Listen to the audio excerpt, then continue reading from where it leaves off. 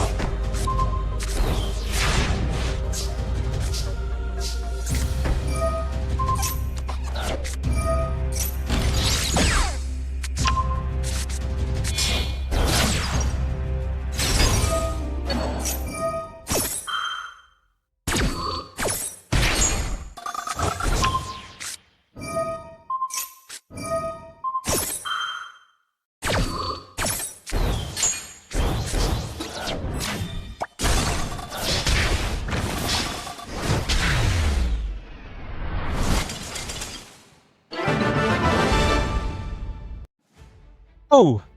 Live commentary jump scare. Yeah, we're doing back the live commentary on rank up game because I'm at home at the moment. Happened to be the time where we climb up to Master 1, right? So that's good. Lost a coin toss, that's better. Going first, that is not good. This is Tenpai, right? And I guess now you see why I have to change my deck a little bit this season because of Tenpai. But apparently, in replays, there will be replays from the 2 decks. So we are going to be more on that later after I resolving this desire. Banished 1 Threatening Roar, which is not a problem. And we drew into another one. So I was hoping that we weren't going to banish like 2 Threatening Roars, because that's going to be a problem. They're on Tenpai, so presumably a lot of hand trap. In case they're using the Imposter build, Imposter Sky Striker build. Don't call it Sky Striker deck, guys. That feels Fuwa. I mean, the original plan here is that if they like Fuwa loss or Maxi, we're just gonna hand rhythm like this, and then we're gonna use Thrust for a Threatening Roar. But in this case, we drew into the Threatening Roar, so we don't have to do that. I don't care about Maxi or Fuwa loss in this case particularly, because we just need to keep Ray in the hand. We have Threatening Roar to survive the next turn, guarantee. And looks like they have 1 starter and 2 imperm. We're gonna put back the starter. 2 imperm we can play through easily, just not this turn. Right here, I think what is gonna happen here is that I'm gonna set Widow Anger, I think, because now hear me out, right? They have 2 imperm. I'm just gonna set Widow Anger because if they draw a starter, we're gonna be able to stop them because they have 2 imperm. And if they draw Lightning Storm, that means they have no starter. That's why we're gonna set just 1 Widow Anger instead of 1 Threatening Roar, because Threatening Roar is more impactful. Let's see what he's gonna draw into. And that's a Hydra. Okay, we're just gonna stop it. Activate Anger. Just stop it. I mean, this is better than setting Threatening Roar, to be honest, because Threatening Roar is more impactful, as I said. And it just ends the whole turn. And Anger is susceptible to Lightning Storm. So in this case, we know they have 2 imperm, so there's no way they can clear our back row and combo at the same time. So setting 1 Widow Anger is enough. We're gonna save this Threatening Roar in case he topic like something crazy next turn. This turn, I think we can bait out the 2 imperm easily. So let's go for Afterburner. So we are not gonna have to do that. Okay, easy game. I mean, what do you expect from Tenpai, right? If you build your deck to beat them, you're gonna beat them. I still lose to them sometimes, so that's the frustrating part. Here's the deck list, and let me fill you in on the detail on this one. So, disclaimer, big disclaimer here. If you're not running into any Tenpai, or you're just running into like 1 in 20 or something, I think you should stick with the last month deck list, right? The last month deck list I put out last season, obviously. I think that one still works. It's still going strong. But the thing is, for some reason, Tenpai is used a lot while I was queuing to rank up. So, needless to say, I have to put some like mechanism to deal with them. Say magic, you know, all those stuff, whatever it is. And in this case, we have to tweak our deck list a little bit, so I don't fold every time I see them. Once per, like, let's say 5 games on the ladders, because 1 in 5 is pretty frequent. And for this month deck list, we have, let's go through card by card. 2 copy of Raze, 1 copy of Rose. I gotta be honest with you, I was tempting to drop Rose, but every time I was gonna do that, right? They always put me in a situation where I have to go into Hayate and destroy something in the extra deck slot, send Rose, and Rose come back to negate something. It always came up whenever I want to drop Rose, so apparently you cannot drop Rose. One other reason is linkage, but that one is actually avoidable. So yeah, just gonna be clear with you on that. Like 2 Ray and 1 Rose, even though it felt really bad because there are a couple of games where we drew both Ray and Rose at the same time. And don't tell me it's combo, you guys. It's on paper, it's combo, right? Normal summon, special summon, link summon, bait out an interruption. That's in paper, but there's a problem. Appaloosa is illegal, and with Sky Striker, you shouldn't be playing into Appaloosa at all. You shouldn't be activating monster effective before you break your board at all. So playing into Appaloosa is pretty bad. You give them like 1 free negate, even though theoretically, if you play board breakers, you're not gonna feed any monster negate into Appaloosa. So that's like, yeah, don't. It is a combo in the book, but in practice, less of a combo as you think. Next up, we have 2 Sphere mode. The balls is going strong, you guys. I don't know if you guys see a lot of blue eyes, but I actually see some blue eyes when I was climbing from Diamond 5 to like Diamond 1, right? I was seeing some of them. But then, when I got to Master, they suddenly disappear, and then you see 1 in like 40 games or something. Like the whole Master climb sections, there was no blue eyes. That's pretty weird. I don't know why. But that aside, sphere mode, right? Sphere mode is cool. I think it's cool. You cannot normal summon, right? The turn you use sphere mode. It's not lava golem, of course. If you have double summon, then you can still normal summon again, which bring up the appearance of time-turning Morganite, because if you happen to have this, you just have a double summon. That is funny in itself. We have one copy of time-turning Morganite here because traditionally, if I'm trying to beat Tenpai in some way, shape, or form, I'm gonna have like threatening roars. And the reason why we have time-turning Morganite is that against other deck, like aside from Tenpais, obviously we have threatening roar here.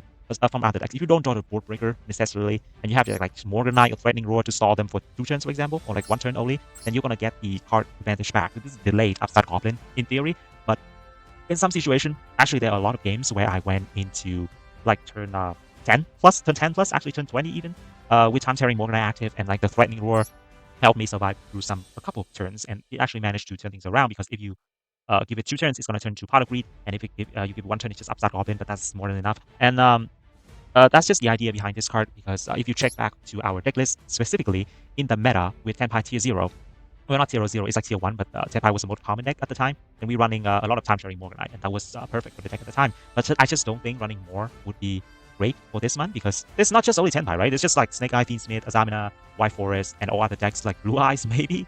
I gotta admit though, I misread a lot of Blue Eye cards, because first month they released, they all look the same, they all look pretty white, so you just assume that this card is another card, and somehow I don't pay attention, because of the movie they were playing, the Snake Eye movies, so I often have something on the side while they're comboing off, so I don't manage to read any cards. It's actually not as sweaty as you guys think, but yeah, for that, sometimes I do misread. So if it makes you feel any better about misreading cards, then yeah, I do that too, you know, I do that too. Anyway, confession time is over, so we have to choose sphere mode. This is pretty good to break a board, even though you don't have a normal summon on that turn. You still have the option to use linkage to link into your link monster and do your stuff, right? Next up, we have 2 Raigeki, actually necessary because we are not running evenly matched this season. So the 2 Raigeki to break the board is very important. Granted, they all have graveyard effect, so we're gonna still be running 2 Soul Release. Next up, we're gonna have 1 Happy Feather Duster and 1 Heavy Storm. Not running Lightning Storm this season because, as you can see, we're running 3 copy of Upstep Goblin and 2 copy of Chicken Games instead of Into the Void this season because, admittedly, there are more Tenpais still, quote unquote, for some reason. So you cannot run Into the Void, guys, because they tend to have Duster, Lightning Storm, and Heavy Storm in their hand somehow, always, right? So Into the Void, you have to set all your cards, and setting all your cards against those kind of board breakers is not great, so you shouldn't do it. We're running Chicken Game for that particular reason, so that's why we bumped the amount of linkage into 2. I actually ran this at 3, but it was very bricky. You would think that more starter means better, right? But I already explained this in a different video, perhaps, that drawing multiple starter in Sky Striker board breaker version is not great. So you have to keep that in mind, and I knock it down 1 stage to 2 linkage, and that's still fine.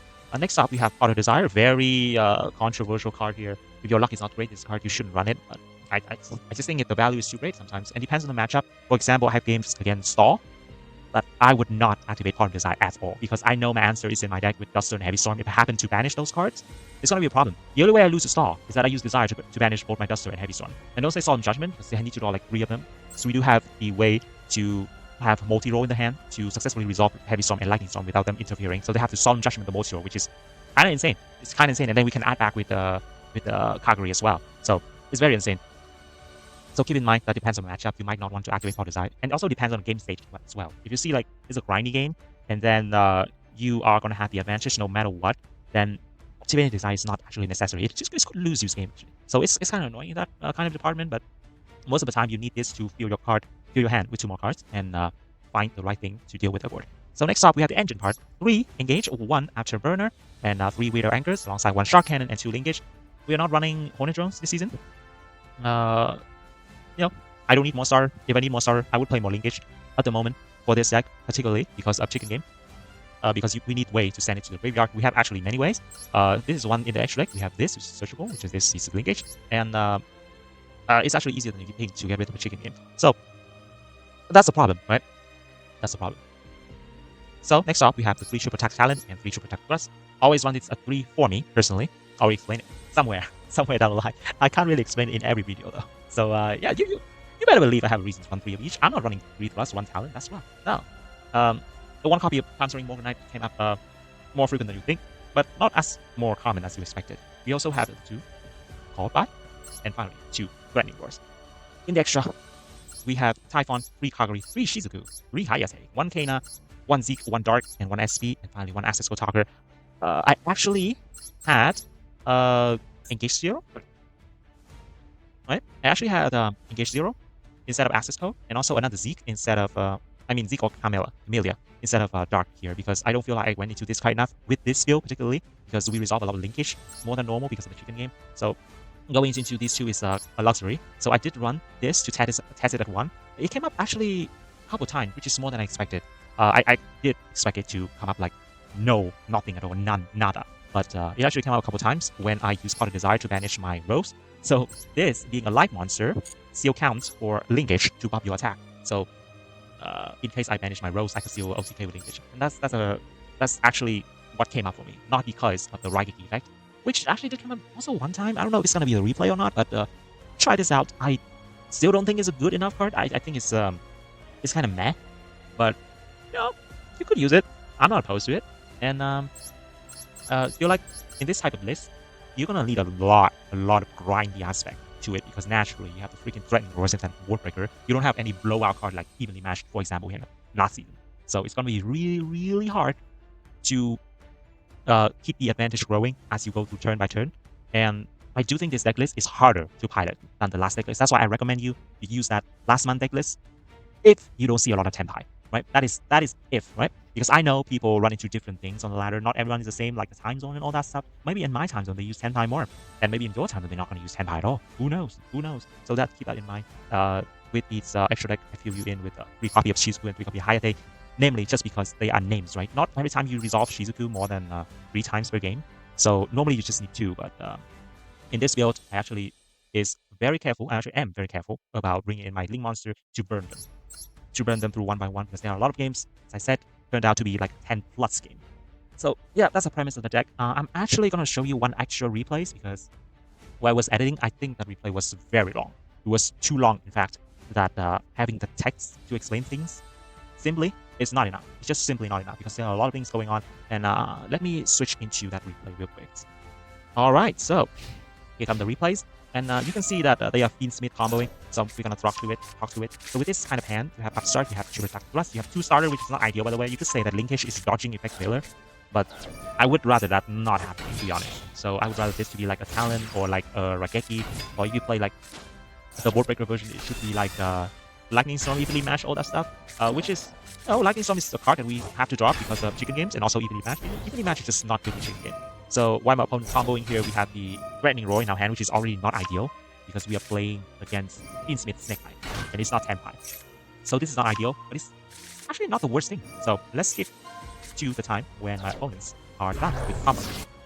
This is just like the standard hand, the standard field they can make with all the stuff in the graveyard. You have, notably, only 1 Snake Eye Ash in the graveyard. What I mean by 1 is that the Oak is still on field, and the Poplar is still in the Spell Trap zone.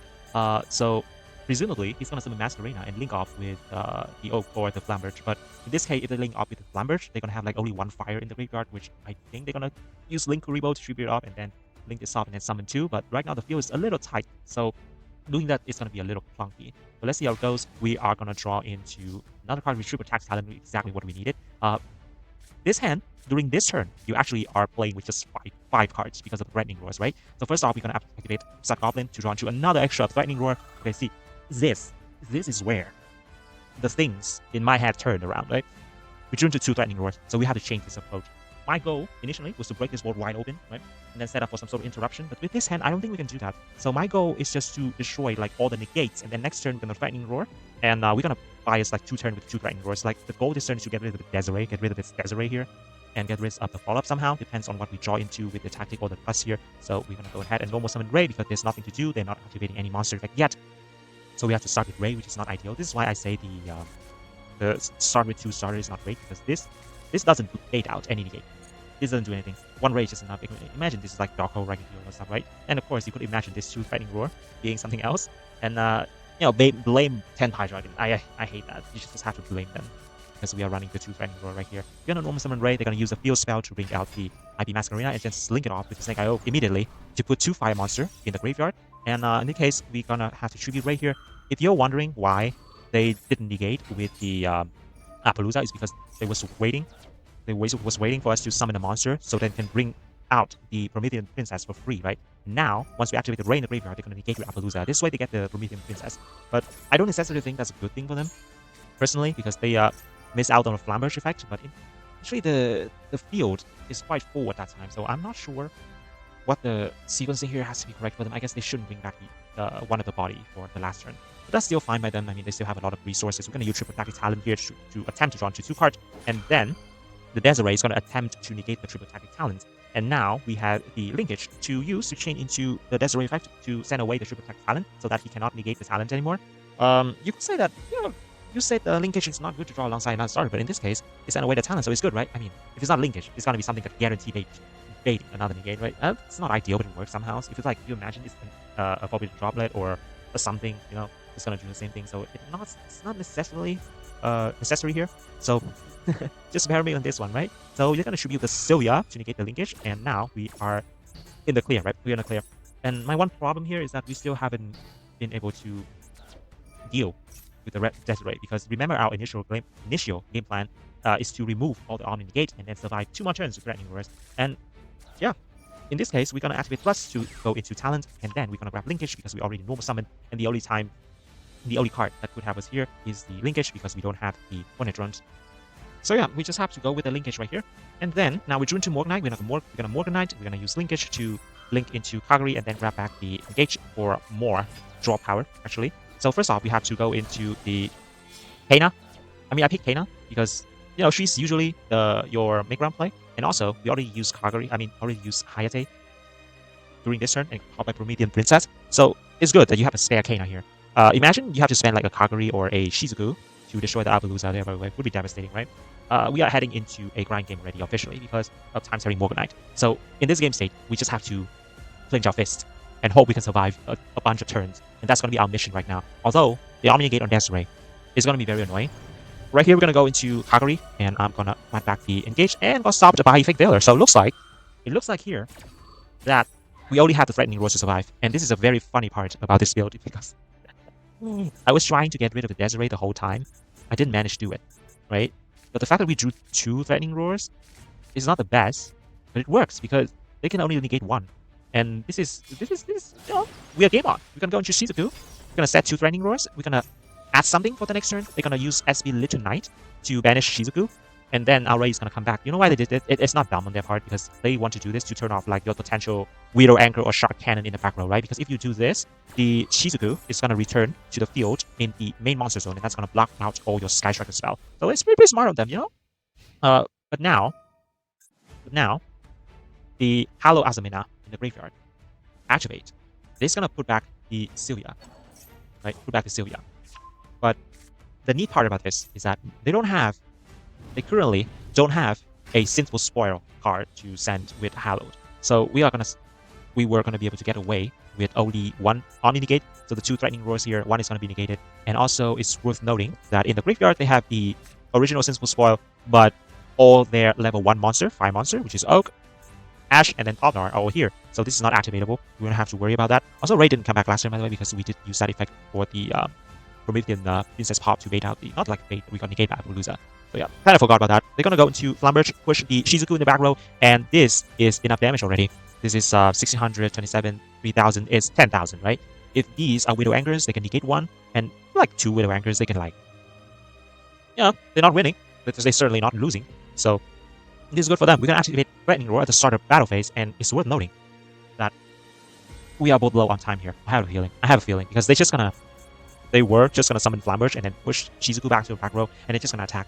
Which means they're not trying to complicate things, and with the long combo, also my last turn was pretty long as well because I had to switch my game plan a little bit, seeing the 2 Threatening draw drew into my hand. And it's not like the gameplay that's too long, but it's just the process of your brain, thinking about how it's gonna play out. So we're gonna activate Threatening Roar, and surprisingly, they didn't negate with it, which led me to believe that they was afraid of something like ridiculous back here.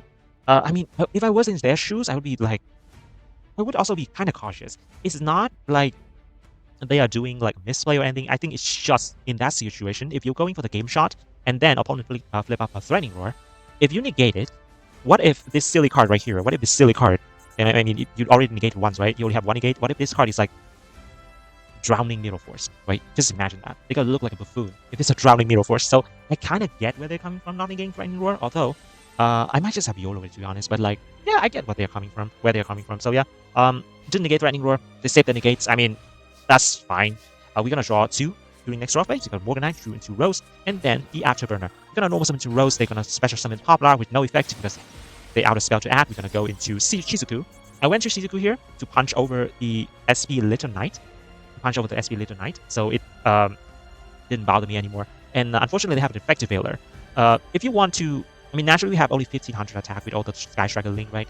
So in this case, you have to spend a Kagari and a Shizuku here to punch over this. And this time, our choice is gonna be Shizuku. Kagari is like too valuable, so we're gonna go into Shizuku here, and then we're gonna attempt to punch over this, which we were stopped by the effect failure, just like last turn. To be honest, it's kind of funny that way. We're gonna Afterburner here, and surprise, surprise, they use the SP to dodge out of the way, which I did try to avoid, but there's no other way. I would rather force the SP to use effect here, so I can Widow Anchor it. And now we have an SP of our own, except for the fact that Desiree is going to negate our Widow Anchor. So, the Omni Negate's gone, right? Omni Negate's gone. We're going to have a Kagari here, and a simple Threatening Roar. So it begs the question that, are we going to be able to remove this Desiree fast enough? And the answer is yes, you can actually remove it. If you draw into something nice, you know? We're going to go for Widow Anchor here. Grab the Widow Anchor, and then we're going to punch over the SP. SP is gone. Now, this is where you regret not having access code in the extra deck, right? If you have access code instead of like dark access code that's this two, you can make it and then just pop everything. Yeah, that's just something to keep in mind. Although you pop the Desiree, it's gonna send your access code to the graveyard, but that's fine.